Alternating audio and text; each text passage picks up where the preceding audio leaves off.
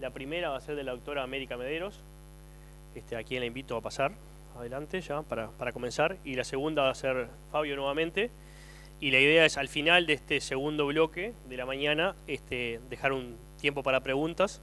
Así que sí, sería bueno que vayan pensando o escribiendo alguna pregunta para hacer más resumida la puesta final. Bueno, gracias. Bueno, gracias. En primer lugar, quisiera agradecer a la organización por haberme invitado. Y el tema de mi charla va a ser manejo sanitario durante la cría y recría de los corderos.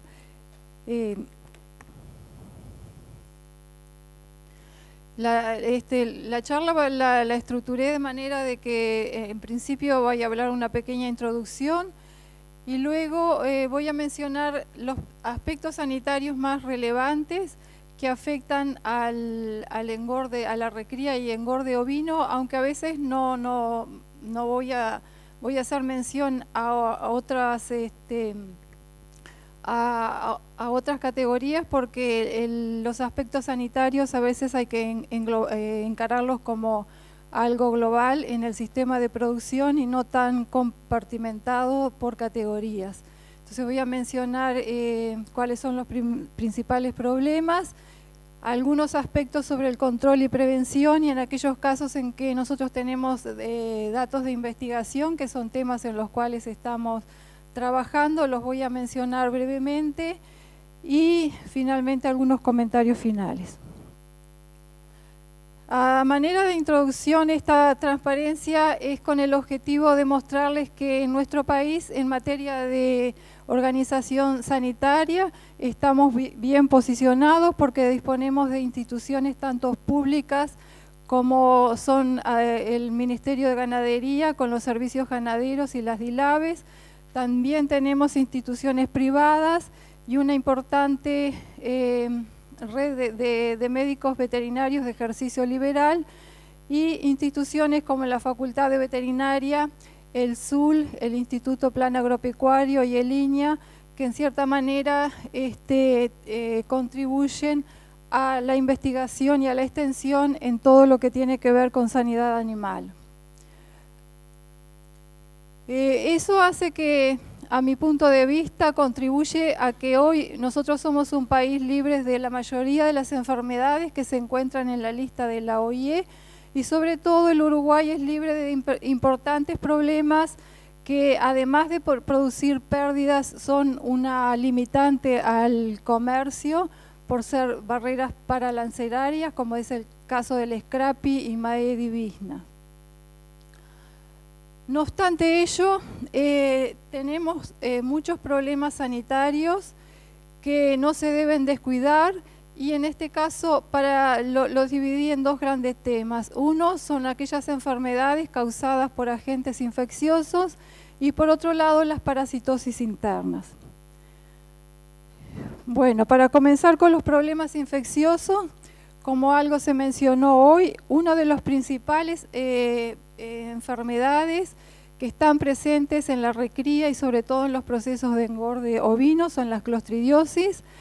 Ellas se dividen en tres grandes grupos que son las mionecróticas, donde la mancha y las gangrenas gaseosas son las más importantes, producidas por estos clostridios, que no los voy a decir, pero los pongo acá porque tienen nombres bastante complicados. Aquellas infecciosas como la hepatitis necrótica infecciosa y la enterotoxemia, producida por el Clostridium welchidae, y aquellas que producen problemas nerviosos como es el tétanos. En nuestros sistemas de producción, sobre todo en los engordes, como lo mencionó hoy Fabio, y en aquellos sistemas cuando se suplementan los ovinos, ya sean con pasturas ricas en proteína o con concentrados, uno de los problemas más importantes que se nos presenta son la enterotoxemia o también llamado el riñón pulposo. Esto es también conocida como la enfermedad de la abundancia porque se da cuando tenemos dietas ricas, tanto abundantes y ricas en proteína y en energía.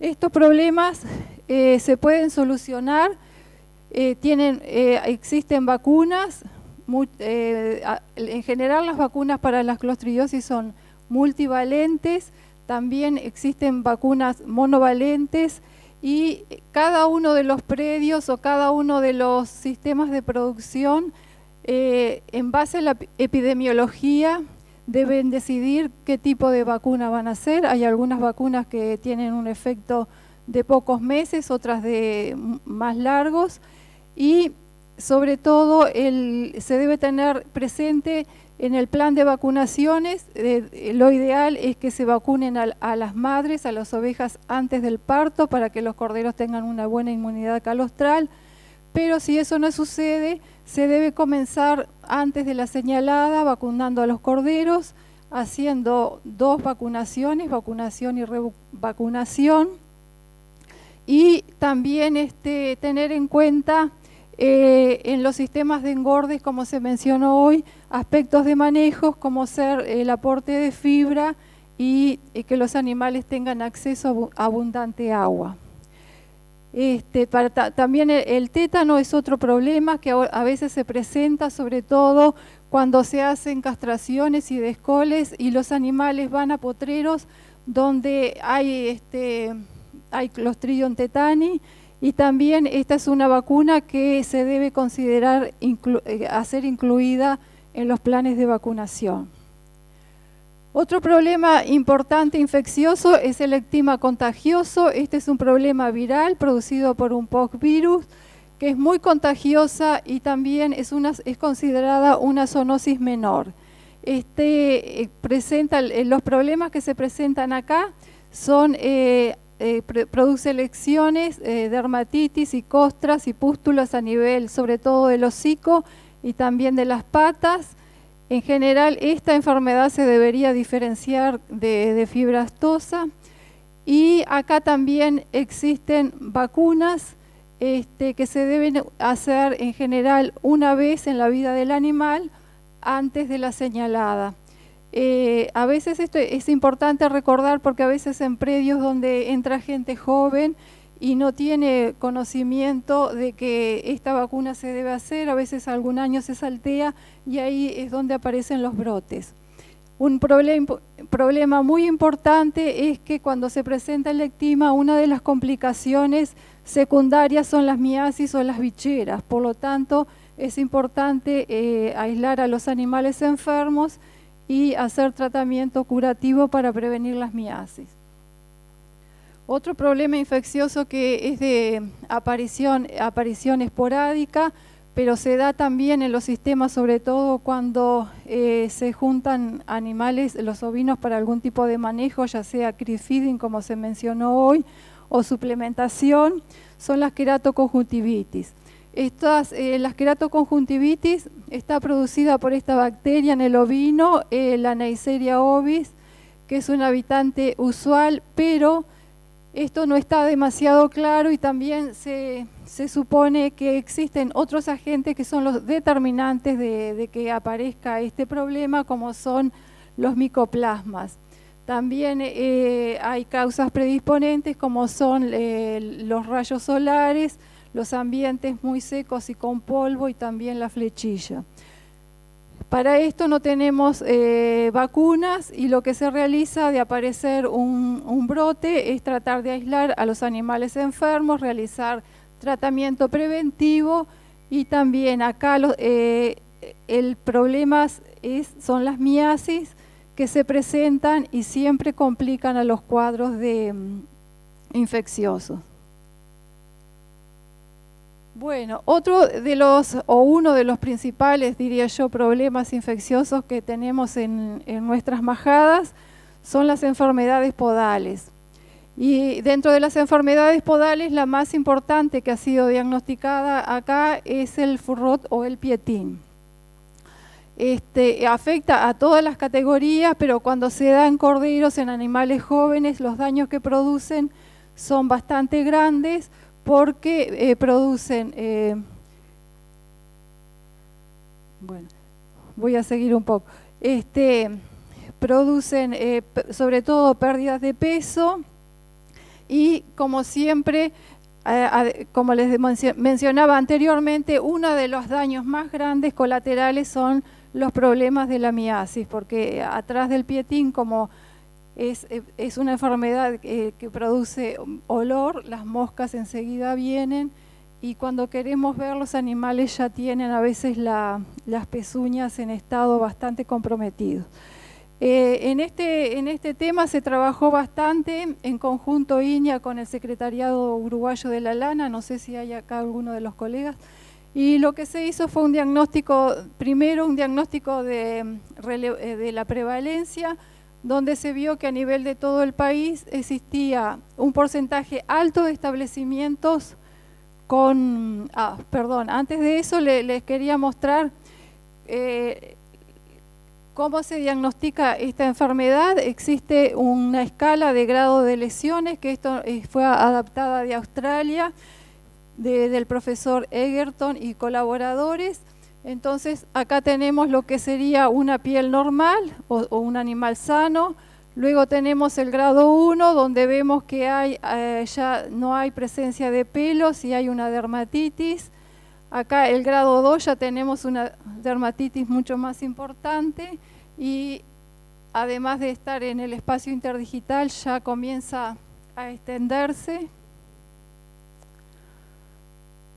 Bueno, como esto se los tengo que mostrar, voy a seguir con el tema de los datos de prevalencia, que les decía hoy que alrededor de un 70% de establecimientos de nuestro país tenían problemas de pietín, y alrededor de un 7% de los animales, de los ovinos, de la majada nacional, estaba afectada por el pietín. Otro estudio que se realizó fue el de estudio de las pérdidas económicas, las pérdidas productivas y económicas que produce esta enfermedad, donde se vio que las pérdidas más grandes se daban en producción de carne, llega hasta un 10% de pérdidas en peso vivo en las épocas de mayor incidencia, que también en nuestro país se determinó que la mayor incidencia del pietín se da en el otoño, porque se tienen que dar las condiciones ambientales de calor y fundamentalmente humedad, pero calor. Esas dos cosas tienen que estar presentes para que la enfermedad se desarrolle. Bueno, siguiendo con la escala de las lesiones para el diagnóstico, después tenemos ya el grado 3, donde las lesiones se extienden hasta los talones, y grado 4, donde toda la pezuña está comprometida. Hay algunas escalas que incluyen el 5, pero en general grado 4 y 5 es lo mismo. Estos ya son animales irrecuperables. En general decimos que los tratamientos son efectivos cuando los animales están afectados de grado 1 hasta 3. Bueno, acá es lo que le decía hoy de los estudios de prevalencia y los estudios de pérdida de producción, donde se vio que las principales pérdidas son en peso, y en lana existen, las pérdidas se dan fundamentalmente en rendimiento al lavado y en resistencia de la fibra. Bueno, los programas de control y erradicación que están definidos en nuestro país se basan en programas australianos y han sido validados y se vienen realizando a cabo por diferentes instituciones, como por ejemplo el SUL. Y ellos consisten en un diagnóstico que se debe hacer en época seca. Generalmente lo hacemos en el momento, lo ideal es hacerlo en el destete de los corderos, y ahí ya se aprovecha para revisar a la majada, y después se hace un despezuñado, pero este despezuñado es diagnóstico y se forman 3 grupos. Entonces, en esos grupos se aplica el control, donde ahí vamos a tener 3 grupos: los animales sanos, los animales enfermos y que son recuperables, y los portadores, que los vamos a eliminar. En ese momento se realiza un tratamiento que conviene que se haga a todos los animales, a los sanos, pasándolos primero, y a los animales que vamos a tratar. Luego ese tratamiento se repite con intervalos de 7 a 10 días a los animales enfermos, y finalmente se hace una reinspección donde se eliminan a los animales portadores.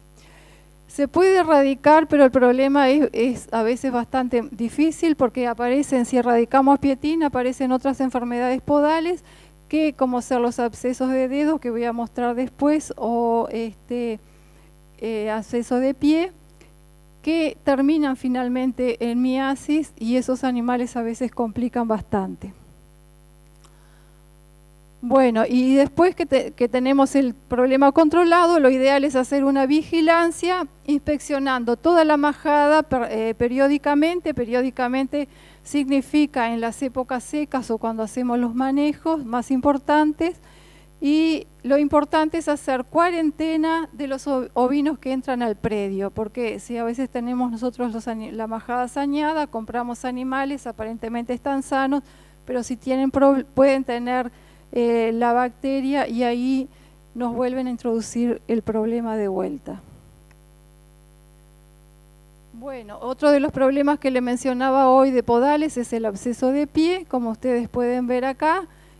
Son lesiones bastante importantes que comprometen a toda la falange, y generalmente si el animal no se abicha, o si se abicha o si no se abicha pero se cura, a veces esto se transforma en una artrosis, y generalmente este es un problema complicado, sobre todo en carneros. Y por otro lado, después está el absceso de pie, que es una laminitis supurativa de causa inespecífica, que también compromete al rodete coronario, y hay una colección de pus. Bueno, en cuanto a los problemas infecciosos, estos son los más importantes que de mi punto de vista tenemos que tener en cuenta, tanto en la recría como en el engorde. Y ahora pasamos a los problemas parasitarios. Entre las parasitosis internas, que son las una de las causas más importantes, tenemos a los nematodos gastrointestinales y a la fasciola hepática. Los nematodos gastrointestinales más importantes o más patógenos que tenemos en nuestros sistemas de producción son el Hemoncus contortus, que es el que produce anemia, o llamado también gusano de cuajo, y el Trichostrongylus, que está alojado también en el abomaso o en intestino. Los Trichostrongylus producen más que nada diarreas y bueno, en general estos parásitos tienen un ciclo directo, lo puse ahí porque no necesitan de huésped intermediarios. En los animales, los ovinos se contagian directamente o se infestan directamente cuando están pastoreando. Por otro lado, otro parásito que también es importante, pero a veces no tanto en las categorías jóvenes, sino en las adultas, por la característica del ciclo del parásito, que necesita un huésped intermediario, que es este caracol, y generalmente es un ciclo largo, y los animales y los ovinos, si se infestan cuando son jóvenes, las parasitosis clínicas se van a manifestar a edades más importantes. Importante tenerlo en cuenta, sobre todo para las borregas, la recría de borregas que van a ser las futuras madres. Bueno, en cuanto a los parásitos gastrointestinales, estos parásitos provocan pérdidas productivas importantes, que cuando se llega a infestaciones graves producen mortandades de los animales, pero generalmente las infecciones subclínicas producen una pérdida en producción, ya sea de carne o de lana. Y también tenemos pérdidas económicas asociadas al control de estos parásitos, debido a que ellos son endémicos y no los podemos erradicar. Y también son causa de bienestar animal, que no debemos ignorarlo. ¿Cómo se controlan estos parásitos? Durante muchísimo tiempo, el único método de control del cual hemos dispuesto, y que ha sido muy eficiente y el costo-beneficio bueno, han sido las drogas, de las cuales tenemos drogas de amplio espectro, que como los benzimidazoles, levamisoles, las lactonas macrocíclicas, y en los últimos años esta nueva molécula, el monepantel. Y después drogas de espectro reducido, como los naftalofos o organofosforados, que son actúan sobre todo contra Hemoncus y algo contra Trichostrongylus, y los de espectro, estos espectro medio, y espectro reducido, generalmente que son usados contra Hemoncus. Pero el problema y la mala noticia ha sido que haber usado drogas como único método de control ha llevado a la aparición de la resistencia a los antihelmínticos. ¿Cuál es la situación de la resistencia en nuestro país?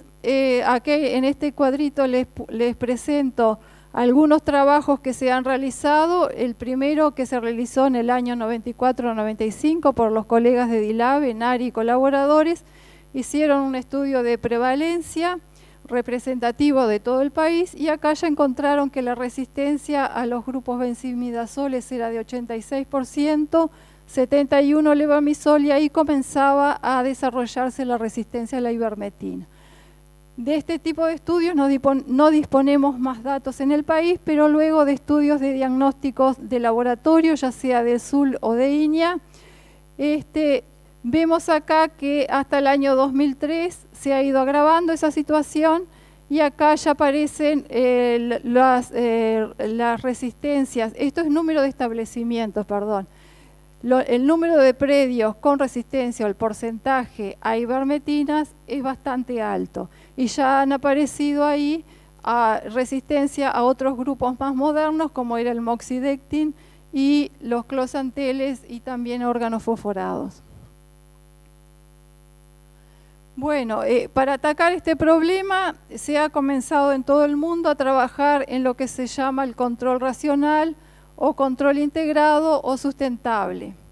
Y para ello estos tipos de control se basan en varios aspectos. Uno, en el diagnóstico. Ahora es fundamental diagnosticar qué es lo que tenemos en nuestro predio, conocer cuál es la eficacia de las drogas en cada establecimiento, porque esto es algo particular de establecimientos.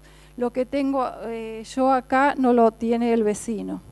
Entonces eso se hace a través del diagnóstico que se llama el lombriTest, que es un test de reducción del conteo de huevos de parásitos gastrointestinales en materias fecales, y también un seguimiento por análisis coproparasitarios, o lo que es conocido como el HPG. Con eso nosotros podemos hacer un uso racional de las drogas y también conocer la epidemiología. Por ejemplo, si sabemos que tenemos Hemoncus, podemos usar esas drogas de espectro reducido y que son eficaces, y cuando no tenemos Hemoncus podemos usar algunas otras de amplio espectro que son eficaces para los otros tipos de lombriz. Pero no podemos usar, por ejemplo, una droga o un fosforado o un closantel cuando tenemos Trichostrongylus. Por eso el conocimiento de la epidemiología es importante, y en nuestro país, por más que es un país pequeño, hay muchas variaciones climáticas de una región a otra. Y luego también se está empezando a trabajar mucho en lo que es los métodos alternativos de control, que estos métodos los podemos integrar y usar en combinación con las drogas, porque la idea hoy es que todavía seguimos usando drogas, no las vamos a dejar de usar, pero tenemos que racionalizar su uso para maximizar la eficacia de las mismas. Bueno, como acá les voy a presentar algo muy breve de algunos métodos alternativos de control. Sobre todo se ha trabajado bastante en el manejo del pastoreo.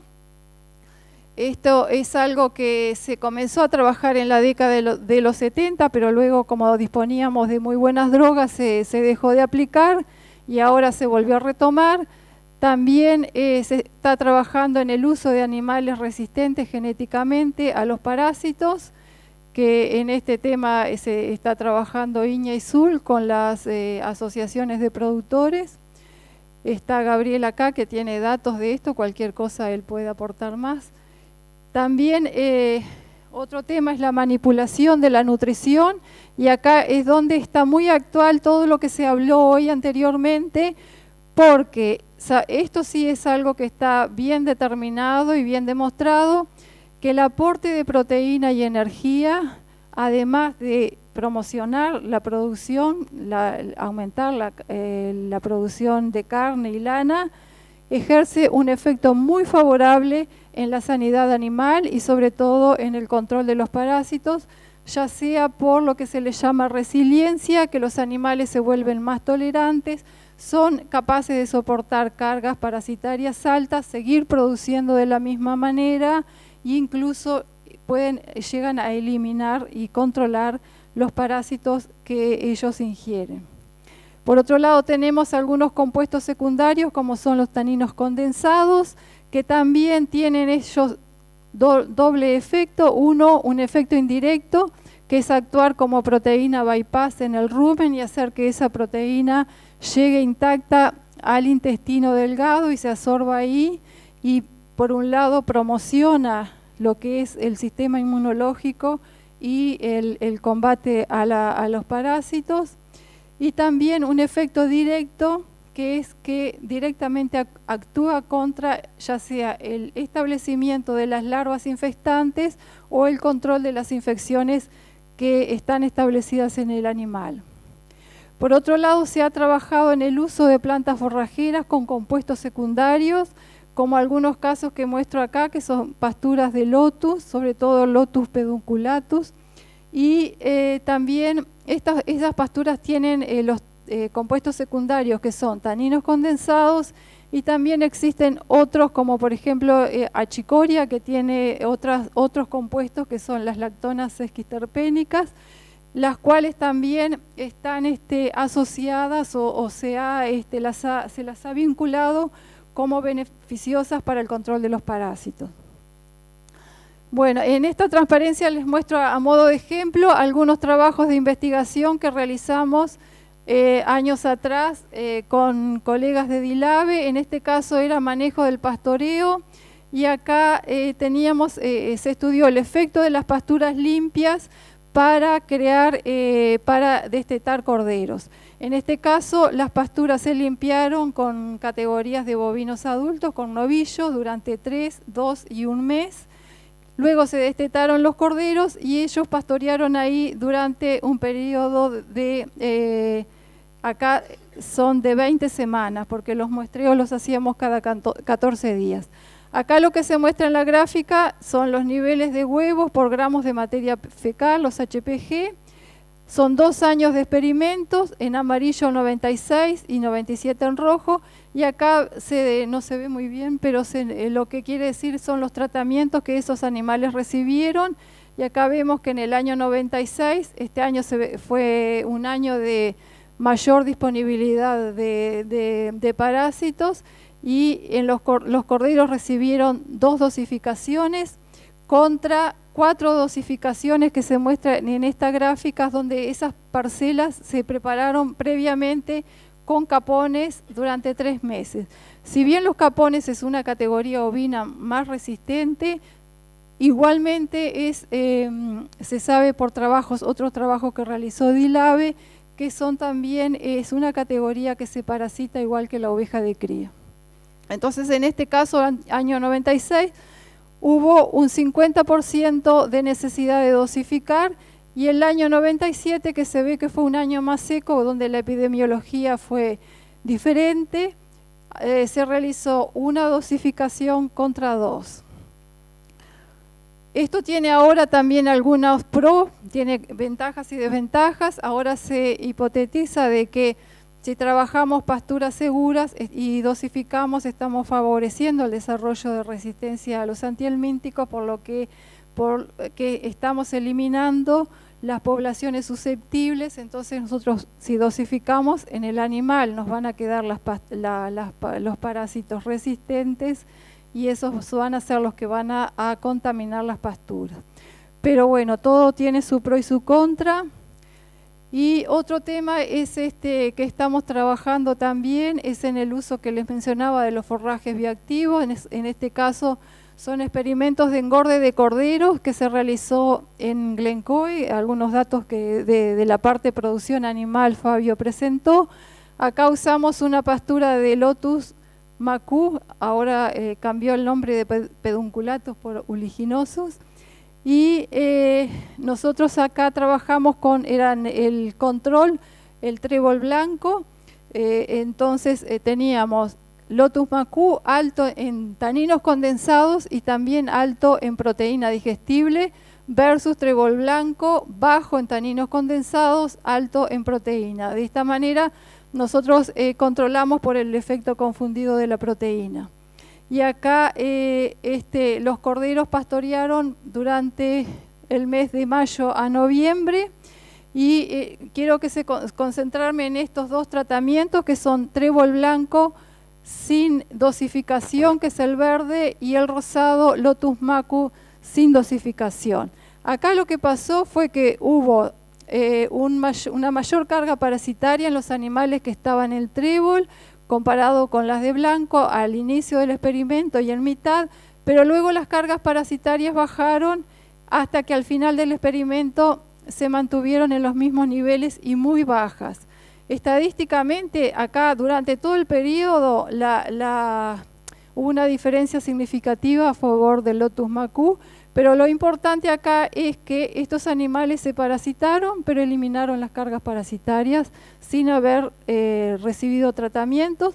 Acá se los envió al frigorífico, hay más estudios, pero la parte productiva fue muy buena y sobre todo, pero en ganancia de pesos tuvimos más ganancias diarias favorables al trébol blanco. Por lo tanto, acá nosotros concluimos que el efecto fundamental fue de la proteína. Otro ensayo también realizado en Glencoe, en este caso mismas pasturas, trébol blanco y Lotus Macú, pero en este caso quisimos saber cuál era el efecto en las ovejas, en la aparición sobre el alza del pico de lactación, que ustedes saben que es cuando la oveja hace una relajación de la inmunidad, elimina muchos parásitos, contamina las pasturas, y eso a su vez es una fuente de contaminación para el cordero cuando empieza a pastorear, y en los corderos hasta el destete. Entonces acá vemos que, en la gráfica de arriba tenemos los datos de los HPG de las ovejas, los tratamientos eran los mismos, pero acá ustedes tienen que fijarse en el que dice no, que es en el que no tenía antihelmíntico. En la oveja hizo el famoso alza de la lactación, en las dos pasturas, en este caso más alto en el Lotus Macú que en el trébol blanco, y después bajaron, y al final del experimento también acá vemos claro que hubo un efecto más favorable a favor del trébol blanco. Gracias. Bueno, y en esta otra de los corderos es lo mismo, pero y acá también vemos que los corderos que estaban en trébol blanco no se parasitaron hasta el destete, pero sí los del Lotus. Entonces, de vuelta, misma conclusión, el efecto de la proteína. Acá no evidenciamos efecto de taninos condensados. Este otro ensayo fue realizado el año pasado en Estanzuela, y fue para el mismo tratamiento, recría de corderas, pero en este caso se hizo una suplementación corta. Se usó Lotus Macú solo, y también usamos un estrato de quebracho al 3% que tiene taninos condensados, y acá tenemos el grupo pastoreando solo Macú, el Macú concentrado más taninos, y concentrado solo sin taninos. Entonces acá vemos un efecto claro del agregado de los taninos en los HPG. Mismo tratamiento, pero alfalfa. Acá no tenemos taninos en la pastura. Lo mismo, alfalfa sola, alfalfa con concentrado más taninos de quebracho, y alfalfa y concentrados. También vemos un efecto acá que es del tanino condensado. Entonces, en estos casos nosotros vemos que es muy difícil demostrar un efecto del tanino condensado en la pastura, pues hay muchos factores que se deben de controlar y no es tan fácil. Bueno, otro tema importante entonces que les iba a poner acá son las parasitosis externas, que no se deben descuidar porque actualmente están bastante de moda, que son la piojera ovina y la sarna ovina. Estas sí son de notificación obligatoria y hay que trabajar con las autoridades sanitarias. Bueno, bueno, y por último la bichera, que este sí es un problema grave, uno de los principales causantes de pérdidas productivas y económicas, se da en todas las categorías y es de difícil erradicación y hoy por hoy el tratamiento es sintomático. Bueno, como comentarios finales, a pesar de que no tenemos problemas sanitarios graves que nos limiten la producción o el comercio, tenemos algunos problemas sanitarios que hay que tener en cuenta en las etapas de la cría y recría ovina para evitar pérdidas tanto clínicas como subclínicas. Muchos de esos problemas infecciosos cuentan con vacunas, por lo tanto un correcto plan de vacunación y de manejo evitan la aparición de ellas. Sin embargo, a mí no me gustan las recetas generales y pienso que cada establecimiento tiene que manejarse en base al conocimiento de la epidemiología y diseñar el manejo sanitario con el profesional a cargo, teniendo en cuenta toda la información que dispone. Es muy importante cuando uno ingresa animales realizar una correcta cuarentena o aislamiento, porque ellos nos pueden traer tanto lombrices resistentes como problemas de pietín o ectoparasitosis como sarno piojo. Y afirmando lo que se dijo hoy, para mí, mantener un plano nutritivo adecuado no solo favorece la performance productiva, sino que contribuye a la salud y al bienestar animal. Nosotros hemos logrado, yo creo que se puede lograr engorde de corderos cuando tenemos planos nutritivos altos, sin tener que hacer aplicaciones de tratamientos o aplicaciones de tratamientos mínimos. Bueno, muchas gracias por su atención.